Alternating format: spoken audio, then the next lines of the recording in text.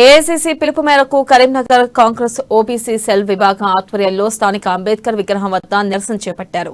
రాబోయే రోజుల్లో కాంగ్రెస్ పార్టీ గెలుపు తథ్యమని భావించి కేంద్ర సర్కార్ రాహుల్ గాంధీపై పార్లమెంట్లో అనర్హత వేటు వేశారని మండిపడ్డారు. కేంద్ర ప్రభుత్వ వైఖరి కక్షపూరితంగా ఉందన్నారు. కాశ్మీర్ నుండి కన్యాకుమారి వరకు రాహుల్ గాంధీ భారత్ జోడో యాత్రకు వచ్చిన స్పందన చూసి ఓర్వలేకపోతున్నారని విమర్శించారు.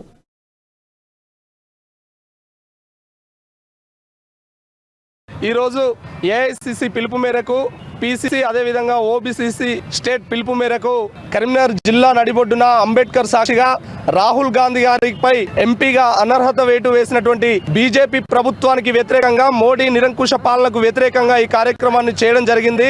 దేశంలో జరుగుతున్నటువంటి కీలకమైనటువంటి పరిణామాలు గమనించినట్లయితే కన్యాకుమారి నుండి కాశ్మీర్ వరకు మా గౌరవ ఎంపీ రాహుల్ గాంధీ గారు చేపట్టినటువంటి పాదయాత్రతో బీజేపీ వెన్నులో చలి పుట్టి ఏ రకమైనటువంటి ఇంటెలిజెన్స్ రిపోర్ట్ తీసుకున్నా కూడా కాంగ్రెస్ పార్టీ కేంద్రంలో అధికారంలోకి రాబోతుంది అనే ఇన్ఫర్మేషన్ తోనే కేవలం 2 రోజుల వ్యవధిలోనే, అంటే 24 గంటలు గడవక ముందే ఎప్పుడో